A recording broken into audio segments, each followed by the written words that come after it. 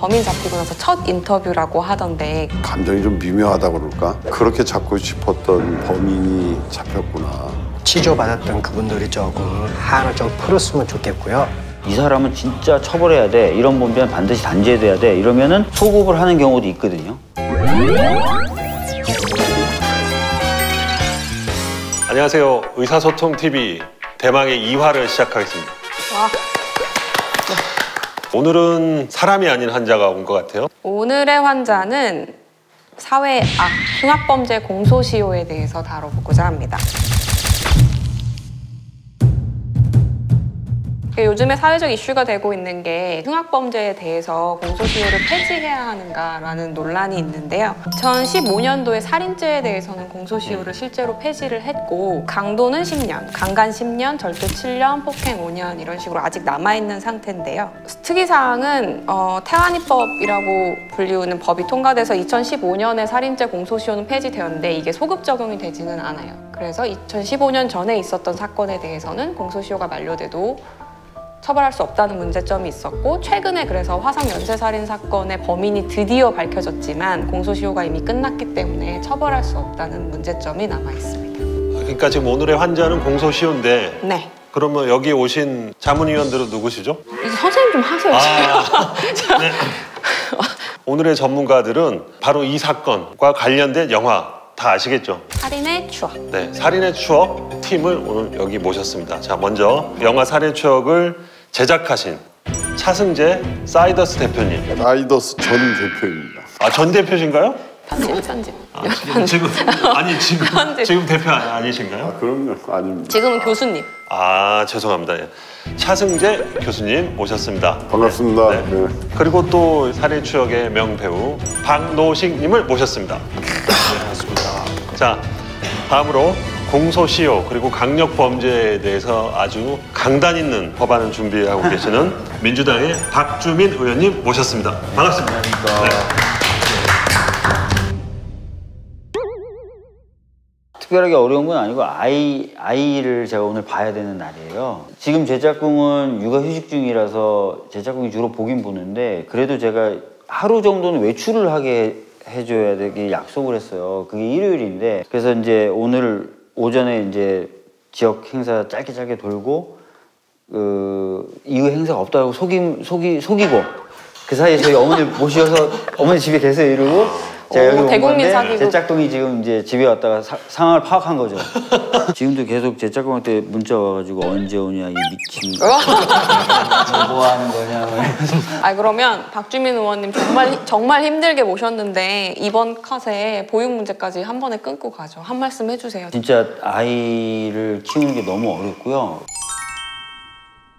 차승재 교수님 타짜, 그다음에 8월의 크리스마스, 그리고 비트 이런 작품도 제가 다 봤거든요. 심지어는 3번 본 것도 있고 비트 같은 경우는 3번 봤습니다. 아이, 감사합니다. 이게 화성 연쇄살인 사건 범인 잡히고 나서 첫 인터뷰라고 하던데 여기저기서 많이 왔는데 근데 별로 인터뷰할 기분은 아니었어요. 이게 그러니까 뭐라 그럴까 감정이 좀 미묘하다 그럴까? 그렇게 잡고 싶었던 범인이 잡혔구나. 왠지 인터뷰하고 싶지 않더라고요. 그래서 인터뷰는 아마 제 기억에 이게 처음인 걸로 알고 있습니다. 기분이 묘하셨다는 게 어떤 맥락에서? 그 영화를 제작하고 영화를 개봉하고 전체적인 과정 안에서 굉장히 그 찾고 싶다라는 마음의 동화가 많이 됐던 것 같아요. 세월이 지나서 좀 잊고 있었는데 근데 그 감정이 확 올라오더라고요. 드디어 잡혔구나. 근데 이 자식을 어쩔 수 없다니. 더 세게 하셔도 돼요. 삐삐삐삐삐 이렇게 하셔도 됩니다. 저 배운 사람입니다. 박 배우님도 한 말씀 해주세요. 어떠셨어요? 범인 잡혔다는 이야기 듣고 나서. 좀 배우로서 느낀 거는요. 정말 다행이다. 많이 늦었지만 이제라도 진범이 밝혀져서 다행이고 치조받았던 그분들을 생각하면 좀 마음이 많이 아픈데 이번 계기로 좀 한을 좀 풀었으면 좋겠고요. 용의자 선상에 올랐던 사람은 네. 어마어마하게 많이 취조했을 거예요. 네. 사람들 불러다가 수분 개패고. 네. 제가 살인의 추억이라는 영화를 계속 보고 싶었는데 못 봤어요. 왜 못 봤냐면 제가 무서운 영화를 못 봐요. 근데 주변 분들에게 물어보죠. 살인의 추억 무섭냐 안 무섭냐 다 백이면백 다 무섭다는 거예요. 그래서 못 보다가 오늘 아침에 봤는데요. 영화 보니까 굉장히 많이 맞으시던데. 네, 많이 맞았어요. 실제로 맞는 거예요? 아, 실제로 맞았죠. 실제로 맞아가지고 제가 그때 당시에 저기 의사 선생을 뵀으면 그때 빨리 치료를 받아야 이거 얼굴만 봐도 막 화가 나네요. 이놈이 이게 말을 안 들으니까 다 묻지 이 새끼야. 나 말 잘 듣는다. 그래 얘기를 해 그러면은. 그 맞는 장면 찍을 때 내가 때리는 신용만 할게 아니면 좀만 때릴게 아니면 진짜 때릴게 이런 약속을 하시나요? 했어요. 저도 이렇게 가짜로 때리는 거 싫고 또 이제 우리 그 배우 선배님들께서도 그게 이제 영화가 사실적으로 보여야 되니까 그게 이제 군아빠를 정확히 가슴을 때려야 되는데 솔직히 그게 힘들어요. 맞는 게 편해요. 때리는 사람도 힘들죠. 네, 때리는 게 굉장히 힘들어요. 왜냐하면 다른 데 맞으면 어떡해. 그렇죠. 제가 그때 표정을 봤어요. 저 김래아 선배님. 형님 표정을 보니까 좀 미안해 죽더라고요. 이렇게 또 실수했구나. 한 번에 가는 게 도와주는 건데. 네. 한 4번, 5번 아마 갔을 거예요. 몇 시간 찍으셨어요? 그 장면만? 정확히 한 4시간, 5시간. 그 봉준호 감독 별명이 봉테일이에요. 봉테일. 디테일, 네. 디테일이 세가지고 한 번 찍기 시작하면 하루에 2씬 찍기 힘들지.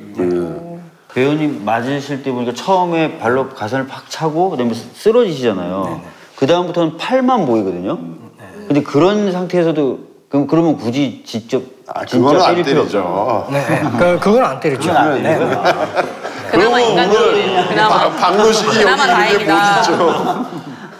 제가 영화를 봤는데 백광호에 대한 용이 백광호한테 한번 가봐라 그 얘기를 누가 하냐면 링게루 아줌마하고 내연의 관계에 있어요. 정확하게는 내연의 관계가 아니고 네. 둘 다 싱글이기 때문에 연인 사이라고. 연인인가요? 전 내연인 줄 알았는데. 대뜸 그렇게 불륜을 만들어버리면 시정극이 되잖아요. 아니 갑자기 이제 네. 지난번 그 사건에 그 용의자 누가 이제 백광호라는 사람이 있는데 그날 비 오는 날 거기 따라갔다 향수기 따라갔다 그 얘기를 하더라고요. 그 광호란 놈이 맨날 좋다고 따라다녔대요, 이양수길. 죽은 이양수.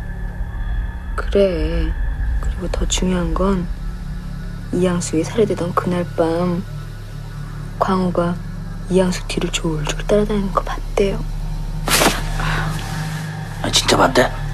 그렇다니까. 이게 이제 아무래도 그분도 얼마 전에 좀 안 좋은 일이 있어서 유명을 달리하셨는데 전미선 씨. 맞다. 야매죠. 야매 링게로 간호사니까 동네 또 여기저기 언니 뭐 이뻐지는 주사야 뭐 이러면서 뭐 많이 하고 다녔겠죠. 그 당시만 해도 이제 그런 불법 의료가 척결이 안 됐을 때니까. 심각한 문제. 근데 그분이 첩보는 제일 많이 알고 있어요. 그래요. 여기서 듣고 해서 그거를 그래서 자기 애인인 송강호가 어떻게 해서든지 한 건 올려서 특진하라고 이제 그 그렇죠, 네. 지극정성으로 사실 정보를 제공하는 거죠. 거기에 그냥 불쌍한 동식이가 끌려가서 그래서 이제 보니까 그때 운동화가 어떤 네네. 오브제로서 운동화 그게 증거 조작도 하고 나중에 이제 미안하니까 미안한 새 운동화를 사다 주잖아요. 그때 광호 어디 갔어 하니까 안 나오다가 운동화 얘기하니까 벽장에서 이렇게 떨어지는 장면 그게 참 인상 깊었는데 그때 여기다 완장에 뭐 차고 계셨죠? 네, 안장 차고 있었죠. 그러니까 기자들이 차는 보도국을 차고 계셨던 것 같은데 그냥 주워서 좀 했습니다. 영화의 이제 숨은 뜻은 권력이 얼마나 시스템이 얼마나 제대로 안 돼 있을 때 사람들을 괴롭히고 민중들을 혹독하게 다루는지 뭐 그런 거거든요. 사실 언론도 권력의 하나잖아요. 언론이 뜨겁게 관심 가졌다가 없어지고 남은 피해자들은 그냥 남고 뭐 이제 그런 거에 미장센으로 아마 감독이 채운 게 아닐까 그런 생각이 드네요. 그래서 저 백광호라는 그 캐릭터가 만들어졌다고 또 생각을 하거든요. 한 특정 인물을 이렇게 한 게 아니고요. 그때 당시에 이렇게 치저받고 가혹행위로 굉장히 힘들게 사시다가 이제 돌아가신 분도 계시고 지금도 아마 힘들어서 고통받고 사시는 분들도 분명히 계실 거예요. 근데 제가 깜짝 놀란 게 방금 이제 박 배우님이 말씀하신 대로 억울하게 누명을 시움을 당했던 분들 중에 자살한 분들이 굉장히 많아요. 화성 사건 관련해서. 어떤 분은 열차에 투신하시고 어떤 분은 아파트에서 투신하시고 어떤 분들은 목을 매달고 이런 식으로 해서 그 수사를 받았던 분들 중에 한 4분 정도가 목숨을 끊으셨더라고요. 실제로 이번에 8차 사건의 용의자가 이미 처벌을 받고 나왔는데 본인이 하지 않았다. 그런데 가혹 고문 때문에 어쩔 수 없이 자백을 했다라고 밝혀서 지금 재심 청구를 한다고 하는데 촬영할 때 많이 맞고 실제로 힘드셨다고 했잖아요. 그 사건 바라보시면서 느낌이 남달랐을 것 같은데 어떠셨어요? 네, 그분이 이번에 재심을 청구하신다고 제가 계속 듣고 있는데요. 좀 잘 되셨으면 좋겠어요. 왜냐하면 저도 그런 경험이 있어요. 대학로에서 한 번은 제가 이제 제 카드로 현금을 뽑으려고 하는데 제가 그때 당시에 이제 각 카드의 비밀번호를 다 다르게 해놓은 거예요. 예. 그 잘못 누르고 있는데 어떤 형사분이 카드를 좀 보자고 하면서 뺏는 거예요. 뺏어가지고 이건 누구 거냐. 제가 입장에서는 저분이 내 걸 뺏으니까 저도 막 당황스럽고 하는데 본인 형사래요. 형사인데 이렇게 증을 보여주는데 진짜 이랬어요. 이렇게 보여주고 이렇게 많은 거예요. 네? 그래서 저를 데리고 가는 거예요, 진짜. 어디로? 경찰서로? 네, 어디로 가자고 하는데 어디로 가냐고. 돈을 뽑고 있었을 뿐인데. 네네. 이거 제 거다가 절대 안 믿어요. 제가 지금 저 보호자를 데리고 왔어요. 오니까 가봐. 이런 식이었어요. 근데 왜 비밀번호를 다 다르게 하셨어요? 내 마음이지. 그래서 지금 이제 똑같이 쓰고 있어요. 다 하고 있죠? 그때 이후. 네. 제목을 살인의 추억이라고 뭐 하신 이유가 있으신가요? 이질적인 단어들의 이 충돌, 조합에서 나오는 새로운 이미지가 있거든요. 그게 금방 각인이 되니까 제목은 이상한데 안 까먹게 되네? 이게 제일 중요하지 않습니까? 살인의 공포가 아니고 살인의 추억이니까. 맨 처음에 회사 안에서 논란이 많았어요. 이거 쓰냐 마냐. 정서적인 느낌이 있긴 하지만 굉장히 섬뜩하죠.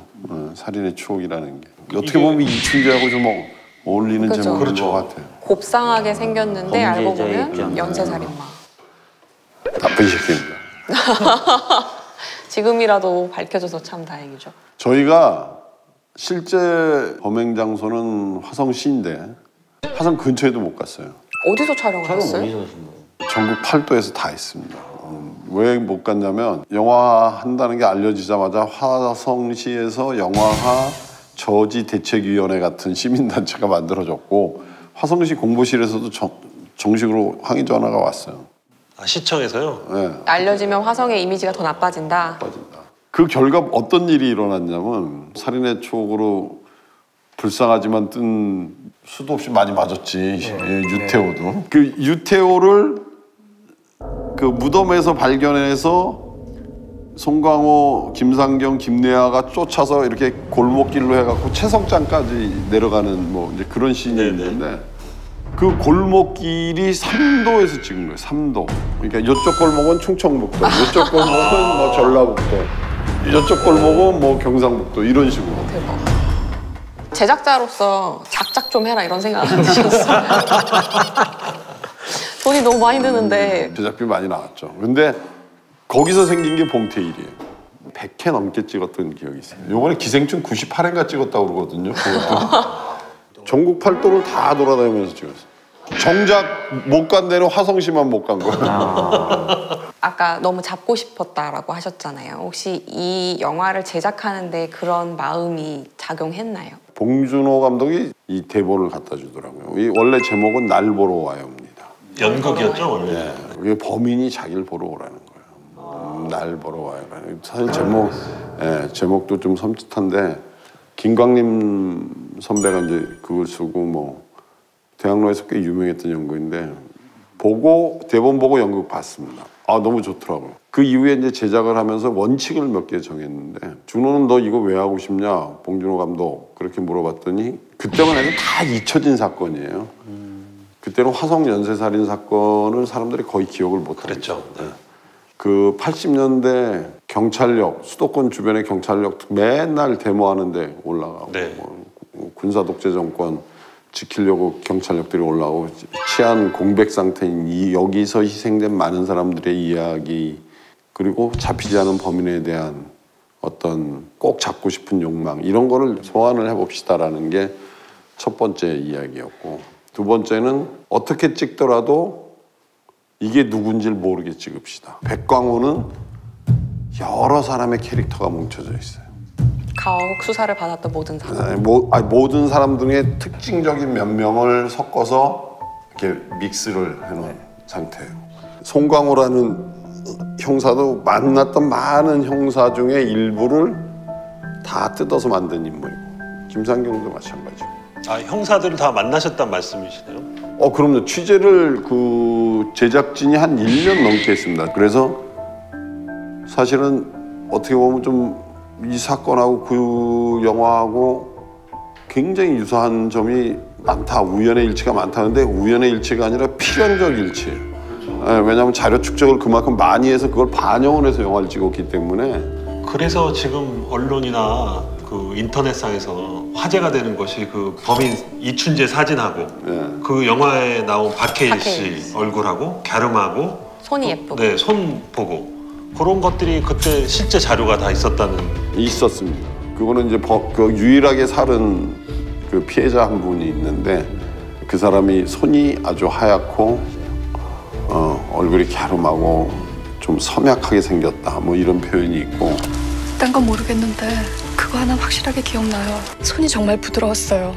내 입을 막은 손이 진짜 여자 손처럼 곱고 부드러웠어요. 그때는 이제 박해일 씨가 유명해지기 전인데 대학로에서는 꽤 유명한 배우였죠. 네. 청춘예찬 했었나? 네. 딱 숨겨놨어요. 저희가 딴 거 하지 말라고. 박노식 배우님은 어떻게 섭외하게 되신 거예요? 오디션 봤나? 네, 아니면 오디션 봤어요. 오디션 봤을 거예요. 근데 영국에서 백광호 역기 그렇게 없어요. 네, 네. 네, 원래 이제 이거는 네, 영화에서 영화에서 따로 만든 만든 겁니다. 그 백광호라는 캐릭터를 여기저기서 하나를 만들어냈는데 그거를 그대로 오디션 때 다 구현을 하신 거예요? 아니죠. 오디션 때는 뭘 보는지 안 가르쳐줍니다. 다 가르쳐주고 시험 봅니까? 네.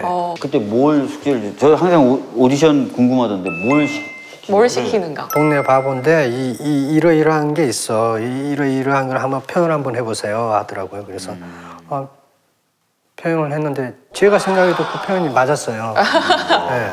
야산에 가서 막 실제 영화 촬영하는 것처럼 최종 오디션을 봤고요. 야산에서 야외에서 봤어? 네. 공태일이라 오디션까지도 네, 굉장히 그 마지막 7명이 남았는데 그걸 그분들을 삽질시키고 막 네, 그렇죠.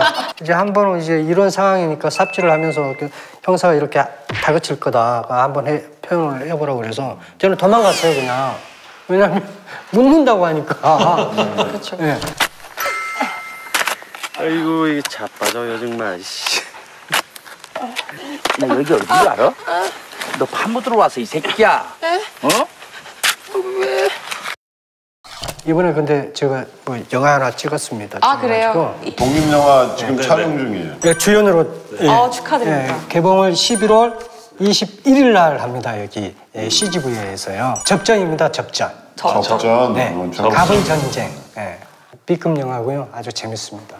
너무 재밌을 것 같습니다. 꼭 보러 가겠습니다. 네. 그럼 제가 가도 되죠? 그 범인 잡히고 혹시 서로 연락을 하셨어요? 제작진끼리? 저는 봉준호 감독하고도 연락 안 하고 아무도 연락 안 했어요. 그러니까 왜냐면 제가 영화를 만들었고 영화가 흥행도 되고 그랬지만 되게 좀 가슴 아픈 이야기거든요. 그렇죠. 이 이야기 자체가. 그래서 이 영화 찍을 때 자세히 보시면 알지만 피해자에 대한 범죄 상황 묘사가 한 샷도 없습니다. 범인이 덤비는 듯한 느낌과 사체로 발견되는 그 중간 상황이 없어요. 범행 장면 찍지 말자. 그 다음에 너무나 가슴 아픈 얘기니까 여기도 똑같이 모든 케이스를 섞어서 다시 나눠서 찍자. 그래서 범행 케이스도 실제 사건과 디테일이 일치하지 않습니다. 일부러 그렇게 했습니다. 일부러. 안타까웠던 게 이번에 드디어 범인이 밝혀졌고 자백까지 받았는데 처벌할 수는 없잖아요. 모든 범죄에 대해서 공소시효를 없애버리면 안 되나요, 의원님? 공소시효라는 게 이제 다 아시겠지만은 어떻게 보면 기본권의 일정 부분을 보호하기 위해서 마련된 장치거든요. 어떤 사람이 범죄를 저질렀어요. 그럼 그 사람에 대한 처벌의 필요성도 있지만 이 사람이 처벌받지 않는 동안 여러 생활관계를 맺게 돼요. 그럼 이 사람과 생활관계를 맺은 사람들이 굉장히 시간이 지나면 지날수록 많아지겠죠. 근데 갑자기 이 사람이 처벌을 받게 되면 이 사람이 맺어왔던 생활관계 법적인 어떤 그런 이해관계들이 다 뒤틀려 버릴 수가 있어서 그런 것들을 좀 보호해야 된다는 측면이 하나 있고, 또 하나는 시간이 가면 갈수록 증거는 모호해지고 사람의 기억도 흐릿해져 가기 때문에 막 수십 년이 지나서 어떤 범죄를 처벌하려고 수사를 하고 그래서 뭔가 사실을 규명한다고 하더라도 불완전한 사실일 가능성이 점점 높아집니다. 그런데 그런 것에 공권력이 막 투입이 되고 하다 보면 잘못되게 공권력이 오남용될 수도 있거든요. 그렇지만 최근에 이제 워낙 흉악범죄라든지 반인륜적 범죄 같은 경우에 처벌 필요성, 그것을 통해서 재범 방지 뭐 이런 것들 얘기가 나오니까 활발하게 논의가 되고 있고, 실제로 형사소송법도 몇 차례 그런 방향으로 개정되어 가고 있죠. 근데 이제 공소시효라는 게 반인륜적 범죄 뭐 이런 거, 흉악범 이런 건 어느 정도 좀 연장하는 게 맞다고 생각하지만, 그렇지 않으면 선진화된 국가 시스템이 아니면 악용될 가능성도 굉장히 있을 것 같아요. 내가 30년 전에 한 어떤 일을 가지고 제가 나이 70쯤 됐을 때 불러서 너 새끼야